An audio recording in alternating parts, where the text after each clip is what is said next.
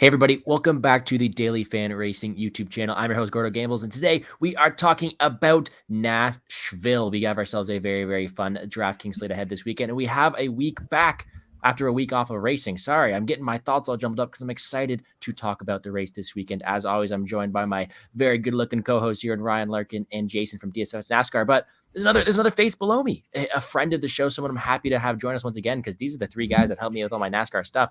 We have Andrew from Fast Cars, Fast Money. How are we doing, my friend? Let's introduce the guest first. How was your week off? Week off was great. I took Jason's advice. Jason put out a great tweet saying, "Hey, take advantage of this off weekend. Check out some local short tracks that might be in your area." And I recently just moved, so I had to do a quick Google search and try to find out, what local tracks were around where my new home's at, and found one 20 minutes away. Went on Friday night and had a great time. So I took advantage of still getting some racing in. There was no DFS slate, for the local short track though, but I'm excited to get back to Nashville. I'm excited to break down the slate with you guys. So hopefully you guys had a good off weekend too. Yeah, excited to have you here, man. Thanks again for joining us. I'm excited to hear your input. Jason, I saw your tweet too, man. You said to go check out some racing, so I threw some Mario Kart in the TV and had a good weekend. What about you, Jason? How was your racing? And did you get out to any tracks this weekend? Yeah, I did. I took my family out Saturday night to a local short track around here called Flat Rock Speedway in Michigan. And, similar to Andrew, I've moved to Michigan a couple years ago, so I really haven't had a chance to really check out any local short tracks around here. So it was my first time at this track and first time getting the kids out to a track in a while. So it was really cool, the kids getting into it and yelling for drivers and everybody picking a driver every race. And, the fun stuff you do as a family. And the little girl, it was her first race and she's 4. So for her to get involved in it, and they got to meet all the drivers beforehand. They had like the garage pits were opened up, so the kids got to walk back there. They got autographs and pictures of a bunch of drivers they don't know or nobody knows, but still, it's fun. They got candy, and the kids love it. They want to go back. So, that's a win from a dad. That's a great Father's Day weekend. That is a win and a half. Yes, happy Father's Day weekend to both you guys. Belated, fun time. That's on you guys. But no, Ryan, I had a segue for you, but I lost that one too. So instead, how was your week off? Happy to see you. And were you affected by Ronnie Lawrence versus Dan Argueta in UFC? And how happy to have racing back? Yeah, in the UFC side of things, I listened to too many touts on Ronnie Lawrence. I got pulled back in. Hey. I got pulled back in. Were you one of those? Do you even watch me anyways? Let's be honest. Happy Father's Day, Stevens. Thanks, Stevens. Yeah, no, UFC was bad. I had Lawrence, so even regardless of the no contest, I was screwed either way. Lineup sucked. But the off weekend was cool. I still had F1 to do, so we did some content on that. Didn't have any success on my end. Had a couple members do okay. But that George Russell wrecking and safety car coming out really kind of screwed that whole slate up for us. So that sucked. But it was still relaxing. It was nice not having to rush through a bunch of slates like we will this weekend. 3 straight days of racing, short turnarounds, Xfinity trucks. So I definitely enjoyed the relaxing aspect of the off week from NASCAR. Father's Day was fun.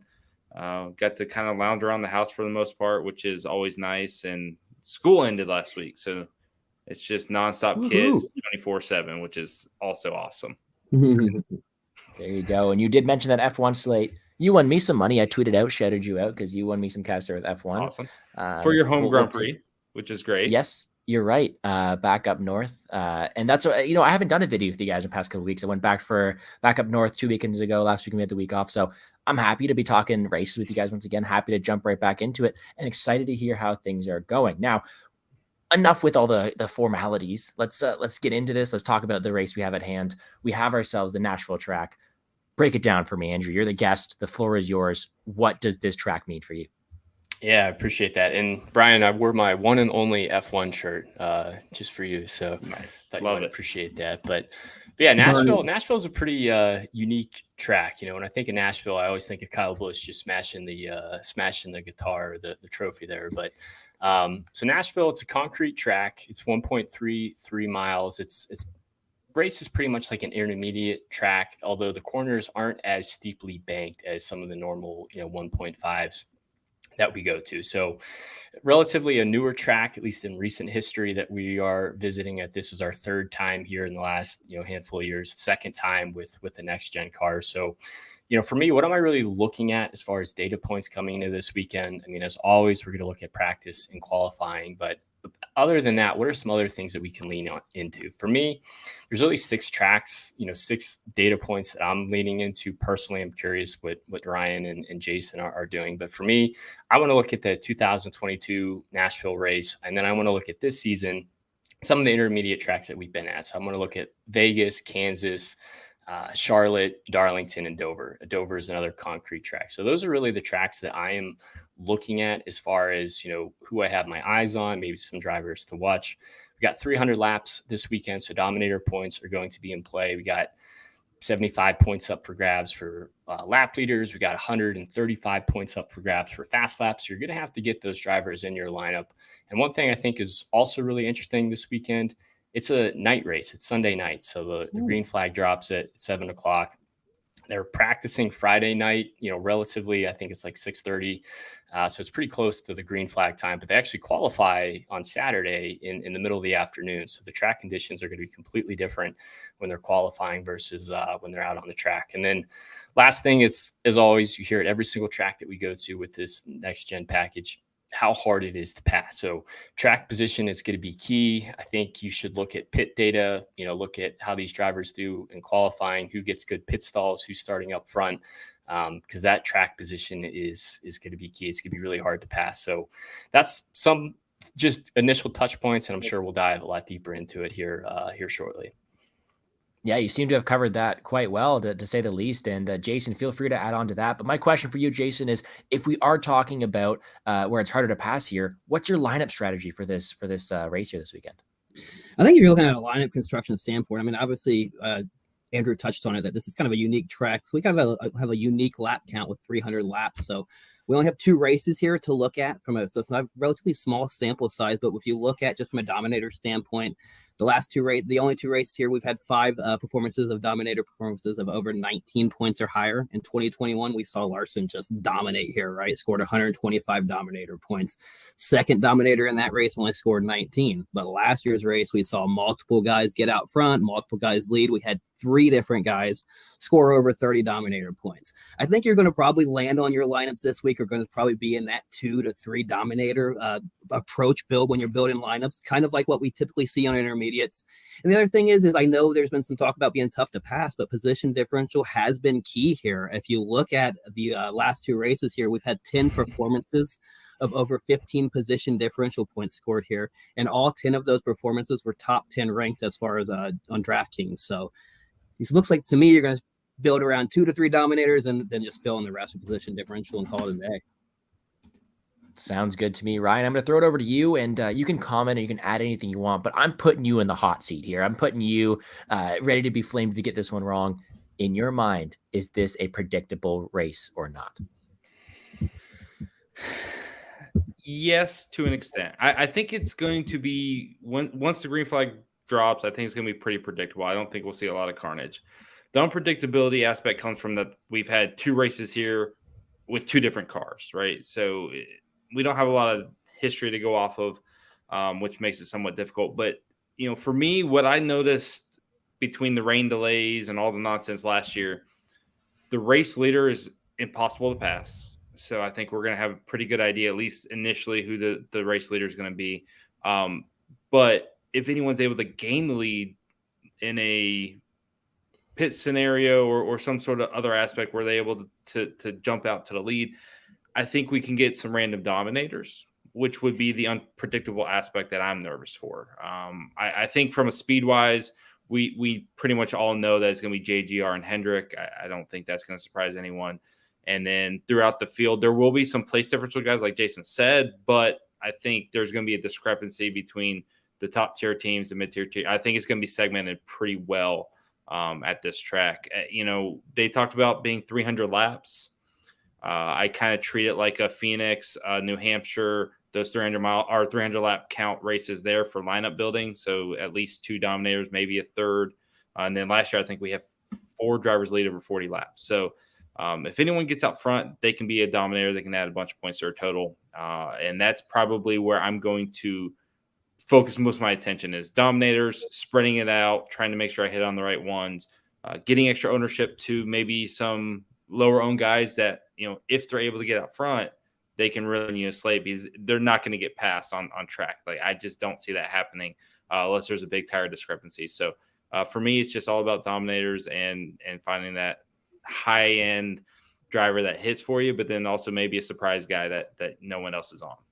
Another aspect that I feel like is kind of unpredictable about this race, if you look at, concrete track surfaces are really sensitive to track temperature and track changes, right? So this being a race that's going to start 91 degrees when it starts at 7, temperature is going to drop 10 degrees over the next couple hours. By the time we're getting into the third stage here, it's going to be a lot cooler, right? I think it's going to be really easy to predict who's going to be fast in the beginning of this race and the start of this race, but who's going to be there at the end, right? As that track temperatures change, who keeps up with the changes? We saw last year, Truex and Hamlin had the fastest cars, right, to start that race. We had the rain delay, track temperatures got a lot cooler. Then all of a sudden HMS showed up, right, and they got speed. So like knowing who's going to be there at the end, and so you're going to have to construct your lineups. Who's going to be there at the beginning of the race and who's going to be there at the end of the race? Because I think it's going to be 2 different guys. All right, sounds good to me. And Ryan, you're not off the hot seat yet. I got one last thing. Yeah, you threw up that banner. I was going to get to there shortly as well, but just for that, you get another question here. We saw at Gateway, the brakes were a bit of a problem there. Are they going to be a problem here on this course as well? I don't think they'll be as big of an issue, but it's a similar length track. I guess that's where that type of concern would come in, is that they're both about 1.25 miles in length. Nashville's a little bit longer, but slightly. And so the concern would be get the speed built up, heavy on the brakes entering 1 and 3, get a lot of heat in them. But then by the time you get back around to the next corner, they've cooled back off, and that kind of back and forth between heat cycles is what causes the brakes to fail. I don't think it'll be as big of an issue, but I do think it's possible that 1 or 2 guys could see an effect from that. Teams hopefully have adjusted if they can, based off of what they saw at St. Louis. I don't think it'll be as big of a deal, but it is possible that it could have some effect, and we could see a driver or 2 impact. Nowhere near like Gateway was, though. I think that was an extreme. I have a question for you guys. Go ahead. So I was reading on J-Ski and I saw that, in the tire notes that they're putting a traction compound down this year. Is that new to this year, or did they do the same thing last year? Because I watched the coverage last year of the race and they didn't mention one thing about traction compound down towards the apron and up towards the wall. Is that going to be a different variable for this race? I don't remember anything about traction compound at all, but yeah, it could have been. I try to ignore it, honestly. I get so tired of that crap. Yeah, but I mean, it changes the race if we're going to have traction compound up top, right? I mean, because we saw Martin Truex able to kind of ride the higher groove last year in last year's race. He was making passes on the outside. So, I mean, if they open that up and are able to widen this track, are we going to see, how much of last year can we actually lean on? I think it'll be interesting to see what we see in practice. Okay. All right. Well, this is where I was going to, throw up the banner and be like, hey guys, now we're moving on. Hit the like button down below, subscribe to the channel. Banner's already there. You guys know what to do. Hit that like button. Let's break into some drivers to target for this weekend. And we got ourselves a guest, so we're going to go to him first. As always, we're going to talk about our drivers to watch in the top tier, the mid tier, and the value tier, because we don't say low tier, we say value tier. Andrew, to you first. Who is your top tier driver to watch? All right, so these aren't race winners, right? This is just these are just drivers that we're looking to see how they perform, and just making sure. I don't want to give out. Threw Andrew to the fire. No, these are, so the way I've always done it is it could be someone you don't like at all. Like, it could be someone who's getting propped up, and you're like, I think this is why is Kyle Larson getting all the love? That doesn't make sense, right? So you can go either way. I appreciate negative like me. Clarification. Yeah. So my driver to watch in the top range, he's a little bit under, I would say, like where most probably drivers to watch in the top range are going to come from, but he's right under the 10K mark. It's actually going to be a Ford driver, and it's going to be out of Team Penske. So not a JGR driver, not a Hendrick driver that you would probably assume. We'll probably get to those with our race winners, but my driver to watch is going to be Ryan Blaney. Ryan Blaney has kind of done the opposite of Ross Chastain to an extent when you get to these intermediate tracks. At the beginning of the year, it was, Hammer Chastain. Chastain is the play. He's going to lead laps. He's going to be a dominator. He's going to be in contention to win. And then out of nowhere, Chastain is just kind of fallen off of a cliff, where Ryan Blaney, on the other hand, I think is slowly but surely has been creeping up and getting better and better. We saw him have a dominating performance at the most recent intermediate track that we were at, being Charlotte Motor Speedway. So some other things about Blaney, looking at the tracks that I'm looking at, with those 6 tracks, he's finished in the top 3 50% of the time.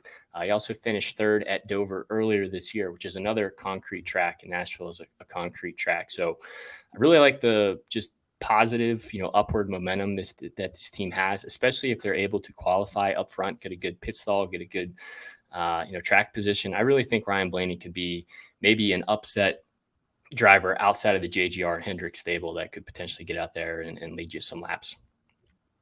All right. I like it. And as Stevens is saying there, let her rip. Talk about these guys all you want. I like the Blaney shout out there. We're going to move on now to Jason. We're going to talk about our top tier driver to watch. Is it going to be part of that Hendricks or JGR crew, or are you going to go somewhere else? Yeah, it is. I mean, I like that pick out of Andrew. I mean, rewatching that race from last year, he definitely had a strong car early in that race and was running top 3 and was very competitive in that race. So, and you got to be like the way he's running. So, good pick right there on Blaney. I'm going to go probably a more traditional route, probably something not as out of left field. I'm going to go with Martin Truex. Summertime, is Joe Gibbs racing time. I feel like we're getting into the heart of summer. Tracks are getting hot. Tracks are getting slick. This is when you've seen them pick up the last few weeks. Arguably the best car in that stable the last few weeks has been Martin Truex Jr., right? He's just picked up his 2nd win at Sonoma. I mean, the last time we were on track, his first win came at another concrete surface, Dover. We saw last year he had probably arguably the best car early in that race, 47 fast laps, led over 80 laps in that race. A lot of things are lining up for Truex here. And also when you look at the last time we were on this tire code at Kansas, Truex was also really fast there, had the 2nd most laps before he finished 8th in that race. So a lot lines up for Truex. I think if Joe Gibbs Racing shows up with speed, if we expect Toyota to have speed, we got to pay attention to Martin Truex Jr. this week. All right, Ryan, on to you, my friend. Are you going to take somebody else? Are you going to join into the hype of these people here, or what's your route this week? So I mentioned it being JGR and Hendrick, but I really should put JGR and 2311 together as a Toyota camp. They've been pretty equal the past year and a half with this car. For me, I'm going with another Toyota. I'm going with Tyler Reddick. For me here, only 9,100 is the starting point. I mean, it's very cheap for someone we know has race dominating ability. You look back at a Coke 600 less mile and a half race. If Ryan Blaney doesn't exist, Tyler Reddick just puts it on him. Like, he was the best car outside of Ryan Blaney in that race. So he looked great. And then this car finished 2nd last year, or this team did with Kurt Busch, finished 2nd in this race. Bubba Wallace had the fastest car in practice before he screwed up his qualifying lap, but they had a ton of speed here with Toyota last year. I think it's a situation where Tyler Reddick can come in and potentially be a top 5 or even a race-winning car. So I really like that aspect of it. Now, from a personal side of things, Tyler Reddick wasn't very good here last year. And that's where it comes down to, was it RCR and their setup for this track? Or is this a track where Tyler Reddick's going to struggle? So, I think for me, he's going to adapt well. I think the car is going to be really fast. I think Toyota as a whole is going to be the better manufacturer. But I'm really looking forward to the upside here. I'm going to chase the upside with Reddick, and the price point is just too good for me to pass up. Yeah, that price point's awesome for Tyler Reddick there. And I think another guy in that range, also Toyota camp, he's like 9,400. Christopher Bell is another guy who, like, if you like Joe Gibbs and you can get a JGR guy at 9,400, same type of play. Yeah, love Reddick. Great pick there. Yeah, seems to be a nice one there, but I haven't heard Ryan talk enough. So we're going to go right back to him for our mid-tier. And as you do so, throw that in down there. Talk about that while you're at it. Man, we just need to get him on the show. No, he's just like chiming in. He can be up here talking with us. It's like the peanut gallery. He's throwing things out there. No, so Stevens is actually coming on the show for New Hampshire, so in a couple weeks. Nice. So looking forward to that. But yeah, I mean, JGR, I think Toyota as a whole is going to be really fast. That's where my head's at, which we'll get to more in a little bit. My mid-tier play of the week is another guy where I'm chasing upside. I'm chasing potential in tournaments, and that's Daniel Suarez. So first off, 7,600 again. It's a price saving situation. I didn't like many people above 8K. The person I really wanted to be on was taken already in our chat, so I'm not going to get to talk about him. But Daniel Suarez is a guy that typically on Mile and a Half has top 10 upside, and that's really what I'm chasing here. Home race for this team, so I always anticipate a team this is going to bring extra to the track and try to make this a great showing. I think he was 10th at Vegas earlier this year, and then 15th in our most recent intermediate. So he's a 10th to 15th place car probably, and then the upside of maybe like a 6th to 8th range. Only 7,600, can get some fast laps, and that's what I'm hoping for. I'm hoping he qualifies like 17th and gets me a 12th place finish, 10th place finish, and kind of rounds out my lineup. That's the idea in my head with him this weekend. Yeah, not bad. Jason, what do you think? You agree, or are you going somewhere else for your mid-tier? Yeah, I like the Daniel Suarez call, but obviously I'm going to go somewhere else here. I'm going to go with Ricky Stenhouse Jr. He's a guy's been overlooked all year from an ownership standpoint, and I think he saw a bump up in salary as well this week, so that's going to probably keep his ownership down even more. But, I mean, guy's having a career year after winning the Daytona 500, right? 5 top 10s and 12 top 10 finishes already in 16 races this season. So, I mean, banner year for Ricky Stenhouse. And one thing that Ricky really does well is he really knows how to adjust to a track. Like as a track changes, that's one of his like strengths. And that's why you typically have seen him do well on concrete tracks. He has had 4 career top 10 finishes at Dover, 6 career top 10 finishes at Bristol. We know how well he does on the dirt track at Bristol because, the track changes and he can keep up with it. And it's kind of played into shows his strength at Nashville as well. If you look at his career in Nashville, he's got a top 6. He's got a 16th place finish in his 2 starts here. He even had 25 fast laps in 2021. Love Ricky Stenhouse this week. I think he's definitely in line for a top 10 potential again this week. Yeah, for sure. Definitely. Is that the mid-tier driver that he stole from you, or are we going to hear it right now? We're about to hear it right now. All right, let's hear it then. Come on, Andrew. Who's your mid-tier driver to watch? It's funny. I was going back and forth between the driver that I did pick in Jason's driver there. I've really been impressed with Stenhouse this year. I think he's been qualifying really well too, which has been keeping ownership off of him. But he's been backing it up with solid finishes. So don't be afraid to plug some Stenhouse in there. But yeah, the driver that I'm going with this could be another Toyota driver. It's going to be Bubba Wallace. So very similar to what Ryan was saying with Tyler Reddick. I mean, look at the price tag. You get $8,400 for Bubba Wallace. Toyotas were pretty much the team to beat here last year until things got crazy. And then I think it went to overtime and a lot of them came down pit road. And if you look at their finishes were not indicative of how they actually ran in the race. And for whatever reason, Bubba Wallace's ownership is always lower than it should be.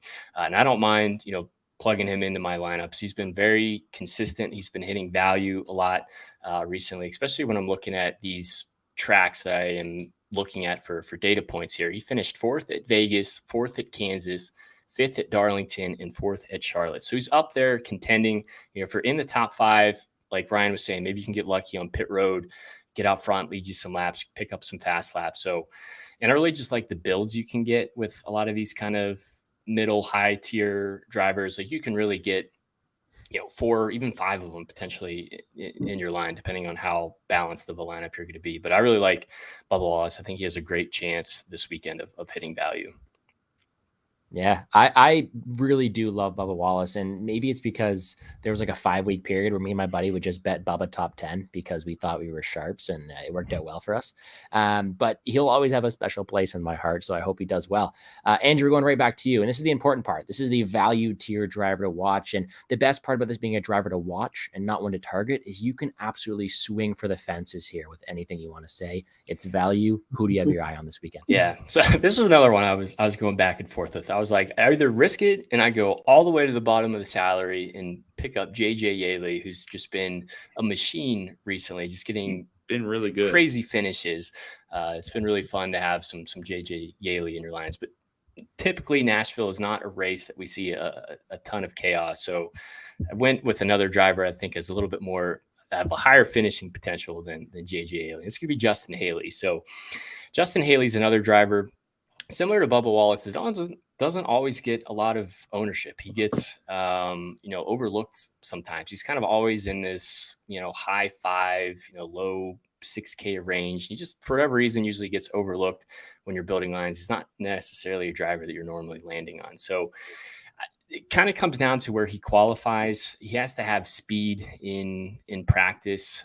He has to qualify, a little bit further in the field. I think he can finish somewhere in the teens. So I'm just looking for him to, gain me a few spots and ultimately just save me some costs from selecting my, 4 to 5 other drivers that I think are going to perform really well. So looking at the tracks I'm looking at, he finished at 8th at Darlington and 8th at Vegas this year, which is encouraging to see. I don't know if he can get that high this weekend, but if he starts 18th, gives me a 15th place finish or something like that, I'll take it for a punt value play. All right, we got another driver to watch there. Your turn, Jason. Are you going to be swinging for the fences yourself here, or what's your value to your driver to watch? Yeah, man, it's crazy that DraftKings keeps giving us Corey LaJoie at such a cheap price with the year he's having. Like, I mean, $5,300 again for Corey LaJoie here when he's obviously just like Ricky Stenhouse. He's having a career year, better than years he's ran in the past.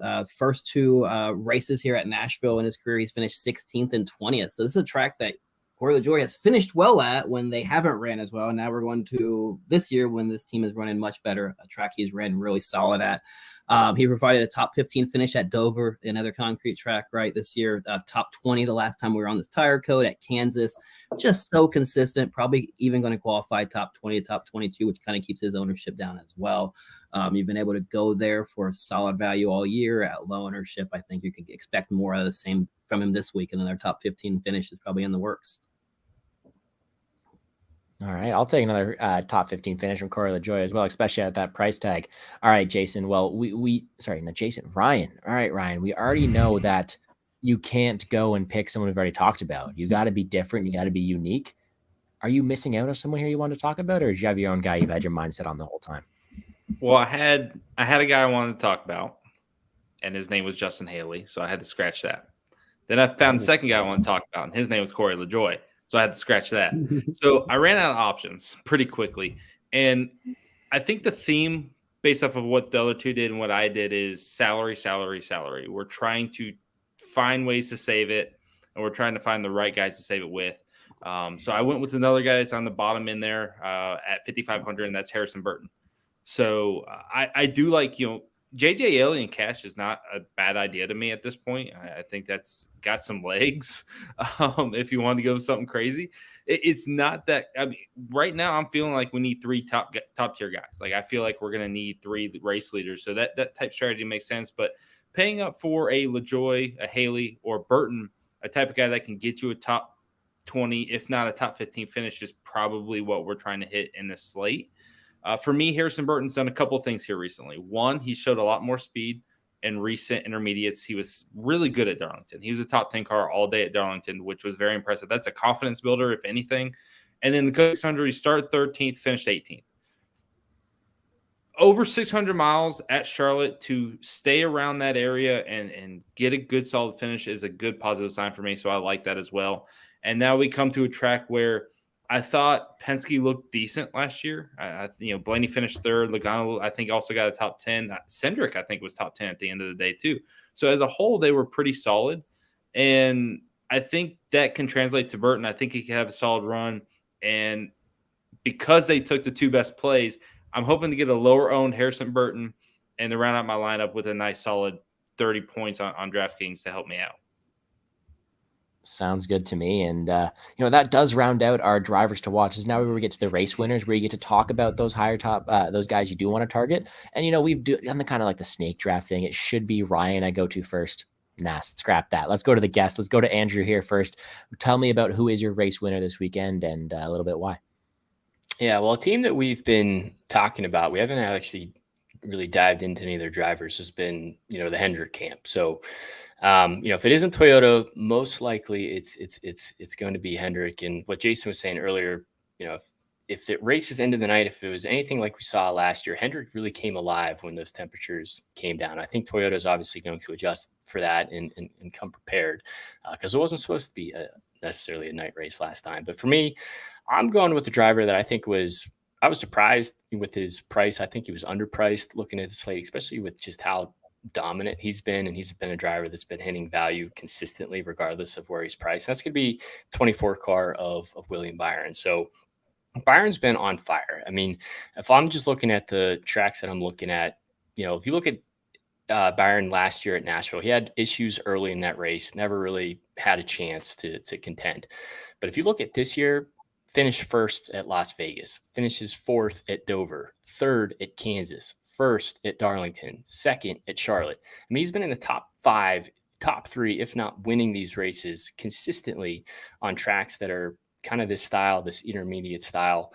And one thing that I was really impressed with at Charlotte, he wasn't able to ever hold the lead, but his pit crew consistently got him out first. And he did have the first pit stall, which helped a ton, but his crew was still pretty fast too. So if we're expecting that, pit road's going to be a factor in this race, I'm looking at what teams have fast pit crews, and Byron's pit crew really impressed me at Charlotte. So I think that team can run well, qualify well, regardless of his price tag. A lot of my lineups, at least initially coming into this weekend, are going to start with William Byron as my P1 driver. All right. I saw a little bit of a reaction from Jason there. Jason, who is your race winner? I mean, it's William Byron as well, and I don't really have much to add. Like he hit like all the points I had lined up to say, like hit him to a T perfectly. But yeah, like I anticipate this race playing out a lot like last year, where we're going to see the Gibbs cars come out and be very fast early. It's going to change. And the thing about Byron is, like you've mentioned, the tracks he's been fast at that are comparable, but they've been fast everywhere, right? They've been fast on flat tracks, been fast pretty much every week we go. He's going to be hanging around in the top 3, top 4, top 5 in this race for the entirety of the race unless they see trouble. So just being in the ballpark is going to be key. This track shifts and changes to becoming more HMS advantage as the sun goes down. That pit crew, can get him out front. I look for him to make a charge late in this race. And there's a team who already got 3 wins back in the bank. They can take a little bit more risk with strategy on the end of this if it comes down to taking 2 tires to try to get themselves out front. So a lot of things line up where I like Byron as well. So. All right, Ryan, are we going to make it 3 for 3 here? Like, is this going to be a first on the show? No, not going William Byron. I wasn't even on William Byron to actually begin with. So not being on him is not because I was trying to be different, at least. But there's 2 things I want to add on to that. One, Andrew talked about Charlotte, first pit stall, things like that. I think the first pit stall is going to be pretty important here this weekend as well. So that pole sitter, whoever it ends up being, is going to have an advantage, not only on track early on in the race, but I think that first pit stall is going to help them here as well. And then they're on William Byron, but the driver I'm kind of interested in from this camp is Chase Elliott. Larson's obviously steamed up there in terms of pricing. Byron's been great all year. To me, this is a big opportunity for Elliott to get that win to get into the playoffs. I always look at concrete tracks and how drivers run at Dover, Bristol, Nashville. That's always they've always correlated to an extent.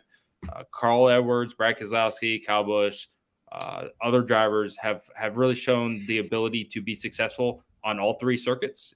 And I'm dating myself back to the mid-2000s when this was a staple of the Xfinity Series and stuff like that. But it always translated. And then you look at Chase Elliott at Dover, phenomenal. You look at him at Bristol, phenomenal. And he won here last year.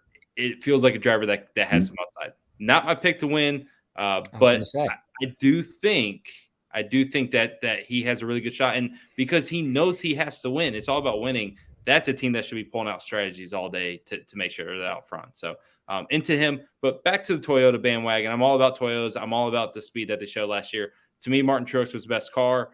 James Small screwed up the strategy. It was a horrible strategy call at the end of the race. And that was one of about 6 or 7 that they made from the beginning of 2022 to about 5-6 races into this year. They got those couple wins, which is good. I think, Jason, it was Dover, his first win, right? Yeah. For Truex, concrete track. We know he's very, very good on concrete tracks. And I feel like a lot translate for Martin Truex, the positive nature of having wins and the speed that they got in their cars, and everything just lines up well. And I think this is a Martin Truex track and situation. Middle of summer, night, transitioning from evening into the night. He's the best at adapting, it seems like. This is a mini Coke 600 for him. And I think he has the ability to go out there and stomp the field in this race. So this lines up for how I like Martin Truex, what I expect from him, to the type of race. And it's Thursday, but I'm super, super heavy on Truex this week. Hey, I love to hear it. I love to hear the confidence as well. But 35 minutes in, we are now nearing the end of the video. As always, guys, make sure if you're still around to hit the like button down below, subscribe to the channel. Put that up right there. But before we get out of here, guys, I'd love the opportunity to give everyone else here a platform to see where they can find all their stuff, especially a big thank you to our guest here in Andrew. Please tell them where they can find you and what you got going on this week. Yeah, again, I always appreciate coming on the show and breaking down and previewing the race ahead with you guys. I always enjoy it. I'm excited for the lineup that Ryan mentioned with the upcoming weeks. So all the viewers are in for a real treat with the lineup that you got. But for me, I put content out in two places. It's on Twitter and it's on YouTube. On Twitter, it's the handle there. It's at FastCarsFM. I do content for the Cup Series, the Truck Series, and the Xfinity Series. So if you even like playing some of the lower slates, I'll try to help you out there as well. Just spreadsheets, really quick, easy to read, high interest, medium, low, none, just a couple of notes of why I'm on those drivers. And then for the Cup Series, I'm also make 10, 15-minute breakdown picks videos really on YouTube. That's at Fast Cars, Fast Money. So probably not sure if I'll be able to get a video out this weekend. I have a wedding that I'm going to, so I'm going to be out of town, but nonetheless, I'm going to be trying to get those spreadsheets out for everybody. But yeah, it's at Fast Cars FM on Twitter and Fast Cars, Fast Money on YouTube. So thanks again for having me. And when I'm not on the show, I'll definitely be tuning in and sending some chats your guys' way. Appreciate having you as always. It's been a pleasure to hear your thoughts and enjoy your weekend for sure. Jason, what about yourself? Do you got yourself a busy weekend? Any other inspirational tweets of what to do this weekend, or will we just race?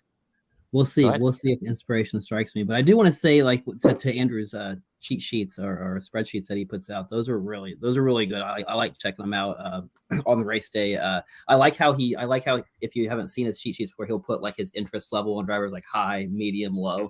Really good approach. It's really simple for people, so I do encourage everybody to check that out. But if you want to check out my stuff, you can find it, of course, for free. RunPureSports.com is where I put my article out every weekend, every Sunday morning, bright and early. Should be out. Normally around 8 a.m. is when I get it posted. So we'll be there all day for you to check out. Cheat sheet, breakdown of the slate, driver notes, a core. Try to put out as much content as I can for you guys in that article, and then just follow me on Twitter at DFSNASCAR for inspirational tweets on what to do this weekend.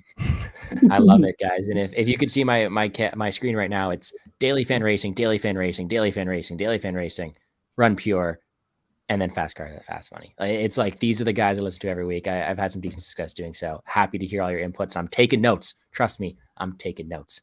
Speaking of Daily Fan, nice hat, maybe matching. What do you got going on this week, my friend? Yeah, first off, I'm glad I'm the first 4 pages that pop up. That's good. Good for business. Of course. No. Yeah, we got coverage for Xfinity, Trucks, Cup, got everything. Not looking forward to the grind that's going to be Xfinity and Trucks this week. I think Xfinity is going to have like an hour turnaround or some nonsense. Races at 3:49, qualifying will end around 1. So to get content out, you got about an hour or so to get up for people to look at, which sucks. Trucks isn't much better. Maybe got an hour and a half. So we'll be blasting that stuff out. Got the whole see you, Stevens. I'm telling you, actually, I think it's a great idea to recruit one person. Like, how there's the Manning cast and there's all these different things where there's an alternate audio version of the telecast. We need that in our chat where we just have somebody either talking giving us trash, saying our picks suck, or just doing what Stevens did tonight. Like that'd be good. We a hype man. Yeah, hype man. Or like when your internet was really bad that time or whatever it was, and you were just in the chat the whole time. I think that's a great idea. Might have to pay someone for that. Pay me to do it. You don't pay me for this. But yeah, everything's available at DailyFanRacing.com. Like Gordo said a minute ago, the biggest thing for me right now is just kind of boosting some of these channels and everything. We got a free newsletter that goes out every Wednesday or Thursday. We got this channel, which I'm actually going to drop some some stuff here outside of just the show. I'm putting some stuff together, so hoping to boost the channel. The biggest thing is YouTube made it to where you only need 500 subs to start making some money off these things. So if you can help us by subscribing, that would be a huge help. And then I can pay Jason and Gordo a little bit of money if we can start earning it on the channel. So give us a subscribe there, like the video, tell your friends. The funny stat, and I know we got to go, I looked at all of our statistics. We have 100% male viewership. Not one woman watches this damn show. So what I need you to do is tell your girlfriends. Everyone's girlfriend has all those cleaning shows and all the little things. Like my wife subscribes to 900 people and she doesn't watch any of them. Go tell your wife, tell your sister, your mom, whatever, have them subscribe to the channel. They won't watch it. I don't care. It gets us to 500. So, but that's it. I appreciate everyone for jumping on. Thank you, Andrew, for being our guest. I like having you on because you do a great job of speaking clearly and concisely and giving good information, something I always feel like I struggle at. So I just kind of lean on you with the race breakdowns, but I appreciate you jumping on again for us. And thanks, guys. Thanks for a fun show. Stevens will bring the ladies next week. That's what you're looking forward to for sure. No, guys, as always, please hit the like button down below, subscribe to the channel, show some love here to everybody who's putting in all the work. Me as well, too. You know, like I know this is a NASCAR show, but if anyone needs any UFC content at Plays and Fade Sports. You have a lot of bets this week, sir. I do. Leon Na just got a fight book too, so I'm hyped. I'm a happy man. But no, go check me out there. I also have 100% male viewers, which is like a bit more surprising because I do have over 800 subscribers and they're all dudes. So anyways, it's okay. It's a nice little bromance we got going on there talking fights. But either way, happy to talk racing here as always. That's what we're here to do.